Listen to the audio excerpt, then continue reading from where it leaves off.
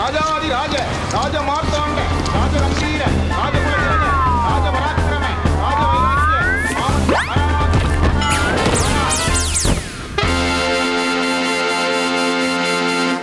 வணக்கம் மக்களே. வழக்கம் போல பரபரப்புக்கும் சுவாரஸ்யத்துக்கும் கொஞ்சமும் பஞ்சம் இல்லாம ஏகப்பட்ட விஷயத்தை உங்களுக்காகவே கொண்டு வந்திருக்கோம். தர்பாரை தொடங்கிடலாமா?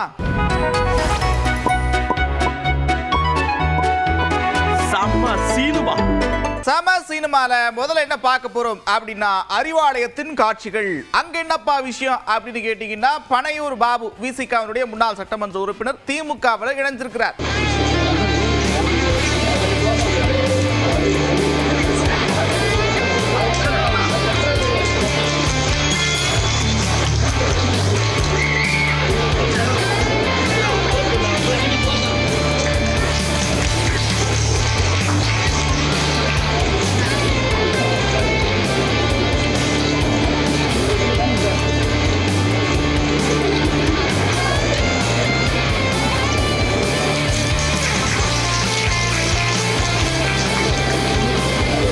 அடுத்து ஒன்று பேசினாரு பாருங்க, அதுதான் இன்னைக்கு ஹாட் டாபிக். என்னப்பா அப்படி பேசிட்டாரு அப்படின்னா, 6 மாசம் இல்லை, 5 மாசம் இல்லை, 3 மாசம் தாங்குமா அப்படிங்கிறதே கஷ்டமா இருக்கு, அப்படித்தான் நிலைமை இருக்கு அப்படின்னு சொல்றாரு.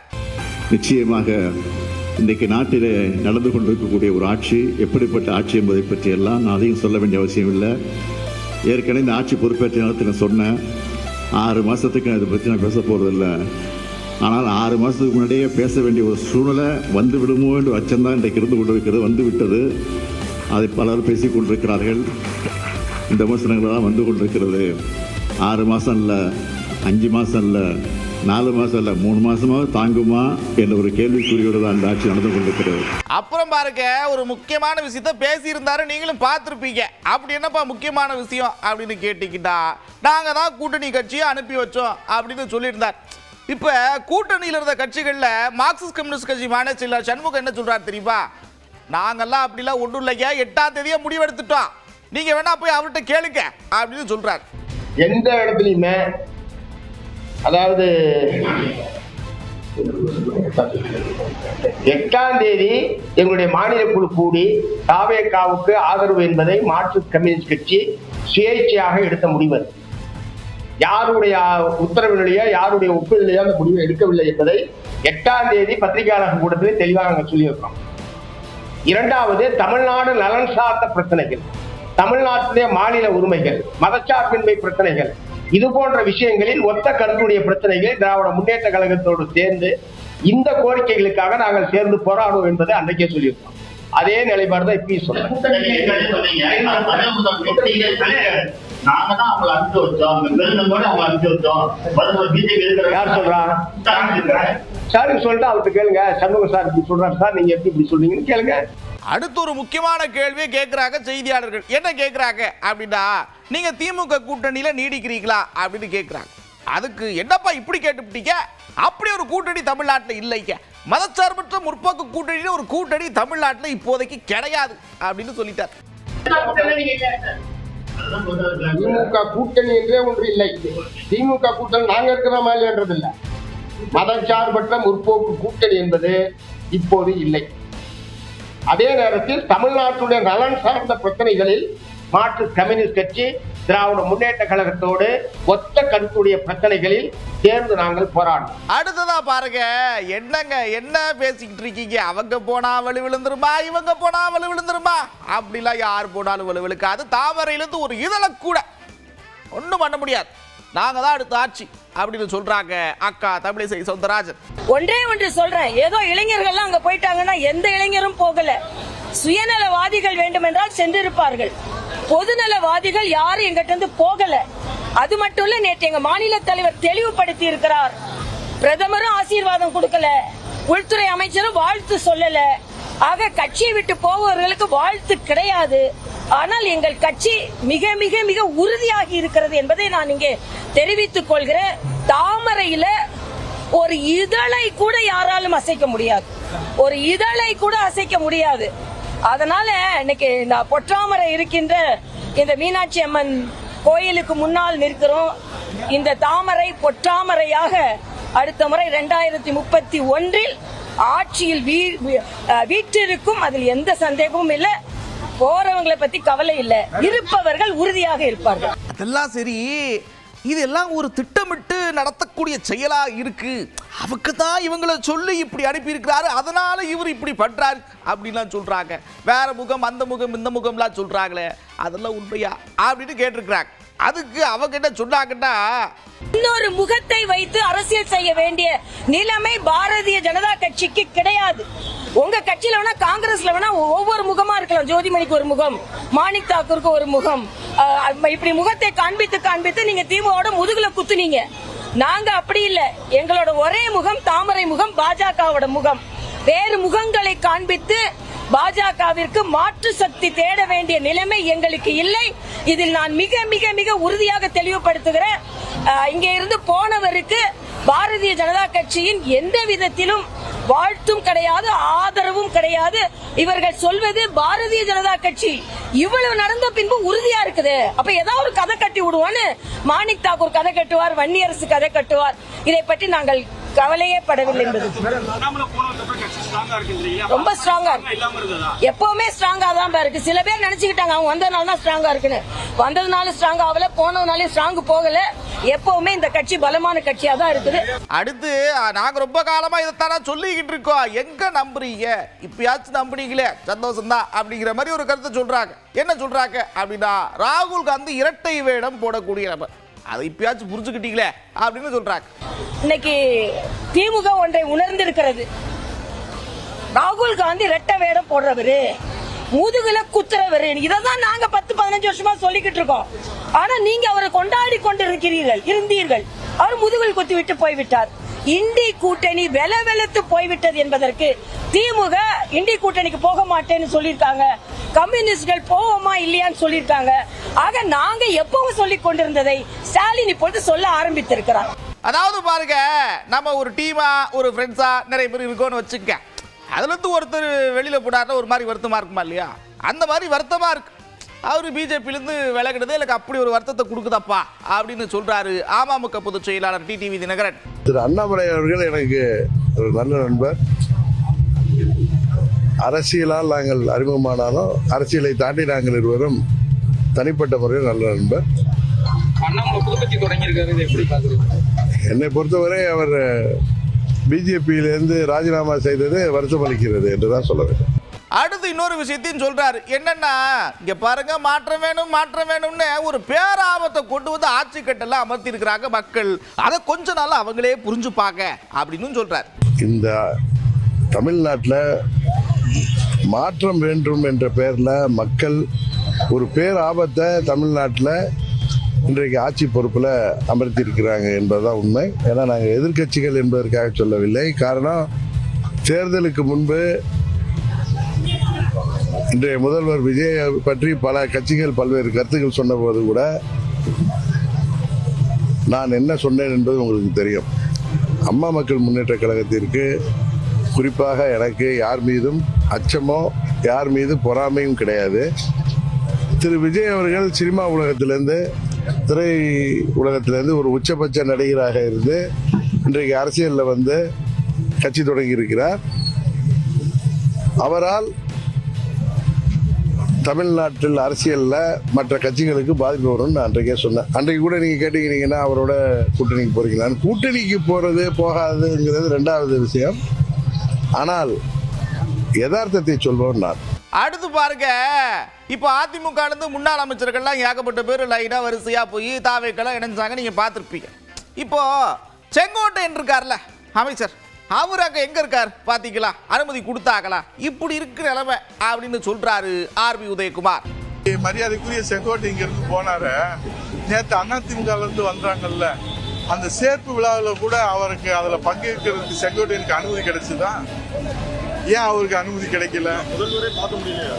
முதல்வர் இல்லைங்க, முதல்வரை வந்து யாரும் பார்க்க முடியாது.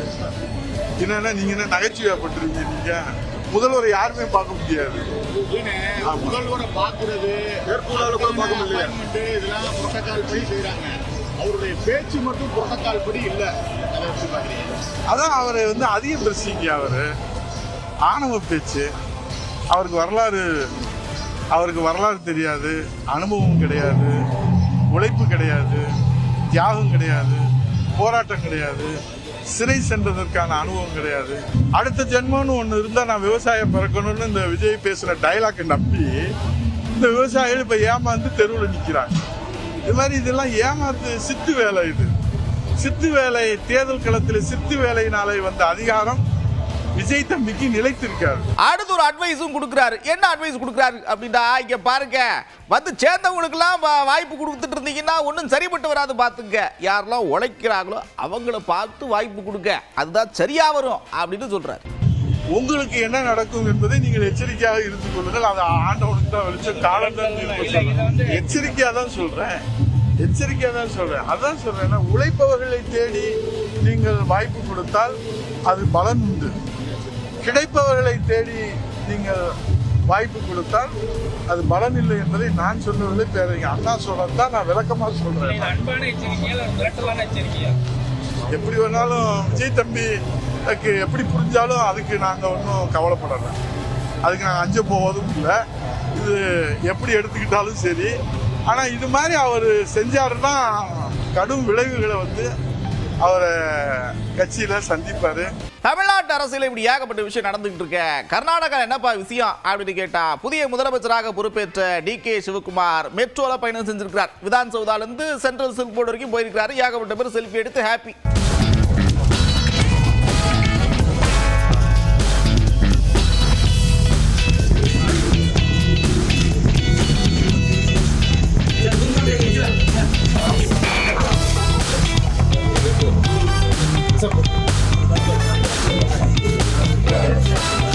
அடுத்து பாருங்க, அமைச்சர் அருண்ராஜ் என்ன சொல்றாருன்னா, என்னங்க இன்னும் இப்படி எல்லாம் பேசிக்கிட்டு இருக்கிறீங்க, தோல்விக்கான காரணம் என்ன அப்படின்றத கண்டுபிடிக்க போதில்ல. அதுக்கப்புறம் இன்னொரு விஷயத்தையும் சொல்றாரு, என்னன்னா மக்கள் தீர்ப்பை ஏத்து கொடுங்க அப்படின்னு சொல்றாரு. தொடர்ந்து அப்படி பேசிக்கிட்டு இருக்கிறதா நல்லது.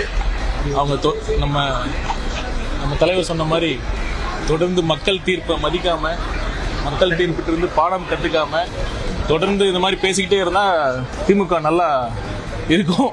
அதனால தொடர்ந்து அவங்க மாதிரி பேசிக்கிட்டே இருக்கும். என்னங்க சும்மா சும்மா எதுக்கு எடுத்தாலும் எங்களையே சொல்லிக்கிட்டு இருக்கிறீங்க, நீங்க அந்த கட்சியை உடைக்க பாக்குறீங்க, அதை பண்றீங்க இதை பண்றீங்க அப்படின்ற மாதிரிலாம் சொல்றீங்களே, அப்படிலாம் கிடையாது. ஏன் அவங்க எல்லாம் இங்க வராங்க, அவர் எடுத்த தவறான முடிவு, எல்லா முடிவும் தவறு, அதனால எங்க பக்கம் வராங்க அப்படின்னு சொல்றேன்.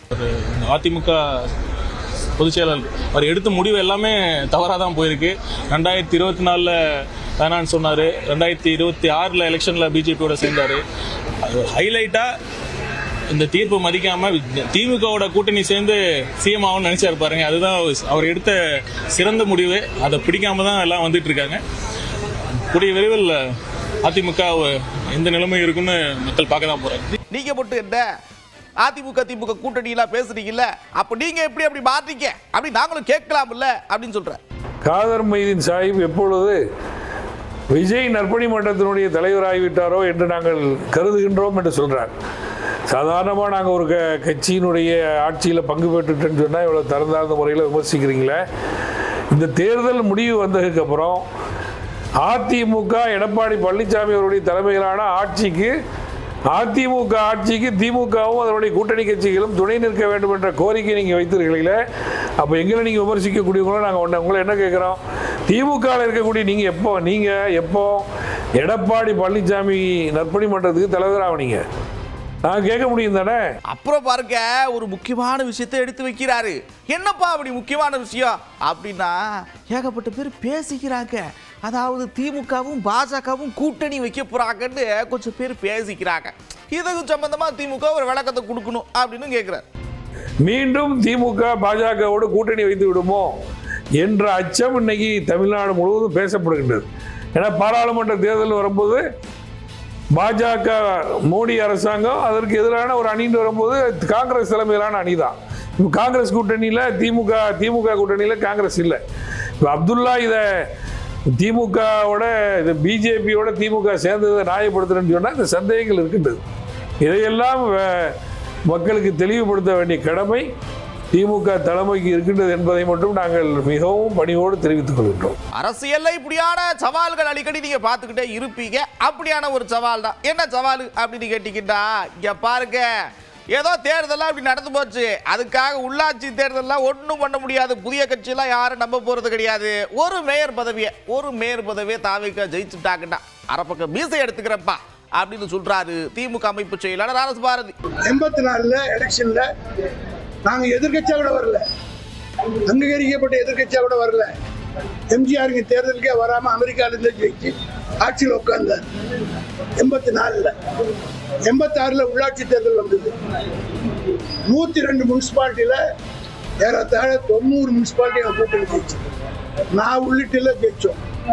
தமிழ்நாடு கூட உள்ளாட்சி தேர்தல் டைரக்ட் எலெக்ஷன், ஏறத்தாழ ஒரு சட்டமன்ற தேர்தல் தான். சேர்மனும் டைரக்ட், யூனியன் சேர்மனும் டைரக்ட் அந்த தேர்தலை வச்சாங்க. நான் வந்து கேட்கிறேன், 6 மாசத்துல எலெக்ஷன் ஒரு மேயராவது நீங்க வந்தீங்களா? நான் ஒரு பக்கம் சேர்க்கிறேன். திமுகலையும் ஏகப்பட்ட பேர் அதிமுக இருந்து விலகி போயிருக்கிறாங்க, அதெல்லாத்தையும் பார்க்கணுமா இல்லையா அப்படின்னு கேட்கிறாரு விசிக பொதுச் செயலாளர் ரவிக்குமார். இல்ல, அதிமுகவில் இருந்தவர்கள் எந்த கட்சி ஆளுங்கட்சியாக இருக்கிறதோ அதை நோக்கி பலர் போவார்கள். திமுகவிலும் அப்படி பல பேர் சேர்ந்து முக்கியமான பதவிகளிலும் இருக்கிறார்கள். இன்றைக்கி சொல்லப்போனால் திமுகவில் பாதிக்கு மேல் அதிமுகவினர் தான் இருக்கிறார்கள். அதுபோல் தாவேக்காவிலும் கொஞ்ச காலத்தில் அதிமுகவினரே அதிகம் இருக்கிற நிலை ஏற்பட்டாலும் ஏற்படும். தாவேக்கா என்பது அதிமுகவினுடைய இன்னொரு வடிவமாக ஆனாலும் ஆச்சரியப்படுவதற்கில்லை. அந்த அளவுக்கு அதிகமான பேர் அதில் சேர்ந்தால் அந்த நிலை தான் ஏற்படும். அதை நிச்சயமாக தாவேக்கா தலைமை இதை கவனத்தில் கொள்ளும் என்று நான் கருதுகிறேன். இப்படியான பரபரப்பான சூழல்ல மதிமுக பொதுச் செயலாளர் வைகோ கேட்கிறார். என்ன கேட்கிறாரு அப்படின்னா, நாங்க என்ன அந்த மாதிரி முடிவு எடுத்துட்டோமா? அவங்கெல்லாம் எடுத்து முடிவு மாதிரி நாங்க என்ன முடிவு எடுத்தோமா? ஏதோ எங்க மன குமரல், அதை கூட சொல்லக்கூடாதா எப்படி அப்படின்னு கேட்கிறார். நாங்க என்ன தப்பு செஞ்சோம்? நாங்க என்ன மந்திரி சபையை சேர்ந்துட்டோமா? மந்திரி சபையை சேர்ந்தவங்களை பற்றி நீங்க ஏதாவது பேசுங்க. நாங்க மந்திரி சபையை சேர்ந்திருக்கோமா? லீக் சேர்ந்திருக்கு, சிறுத்தையை சேர்ந்திருக்காங்க, நாங்க சேர்ந்து கருத்து கேட்கிற போது ஒரு 2 கருத்துக்கள் சொல்லியிருக்கலாம். மதிமுக என்ன தப்பு செஞ்சது? மற்றவங்க எடுக்கிற மாதிரி நாங்க முடிவு எடுத்துட்டோமா? ஒண்ணு இல்லையே. கருத்தை கூட சொல்லக்கூடாதா? எங்கள் தோழர்கள் மனம் காயப்பட்டு விட்டது என்று சொல்லுவதே பாவம் செய்யலாம். உடனே நம் மீது பாய்ந்து கடுமையான விமர்சனங்கள், இங்கிருந்து விலகி போறவங்க எல்லாம் வாங்க உங்க கதவு திறந்தாச்சுன்னு சொல்லி பச்சை கொடி காட்டப்பட்டு விட்டது. இன்னைக்கு காலையில பேப்பர்ல போட்டிருக்காங்க. தாராளமும் போகுது, நல்லா இருக்கட்டும், நல்ல பதவிகளுக்கு வரட்டும். என் கூட இருந்தா பதவி கிடைக்காது, போராடும் சொல்லித்தானே 32 ரூபாய் கட்சி நடத்திட்டு இருக்கிறார். அடுத்து பாருங்க, சபாநாயகர் ஜேசிடி பிரபாகர் என்ன செய்யறாரு அப்படின்னா, வேளாங்கண்ணிக்கு போய் தரிசனம் பண்றார். அது மட்டும் இல்லாம தன்னுடைய சொந்த செலவுல பேட்டரி வாகனத்தை தேவாலயத்துக்கு கொடுத்திருக்கிறார்.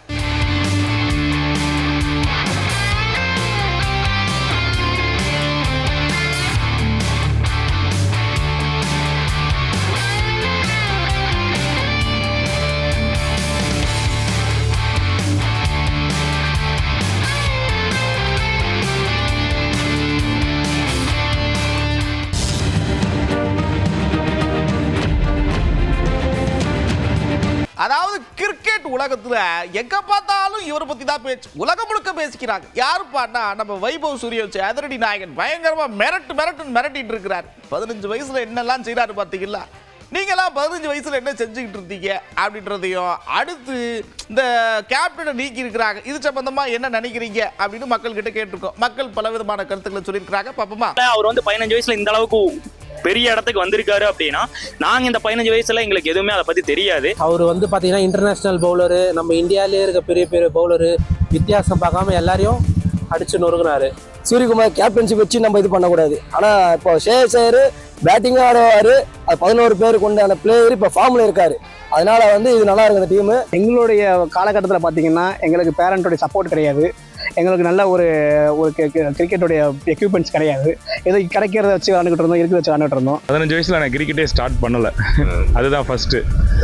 ஆனால் அவர் 15 வயசில் இவ்வளோ தூரம் மேலே வந்திருக்காருன்னா அதுக்கான ஒரு 10 வருஷ வேலையை அவர் பார்த்துருப்பார்.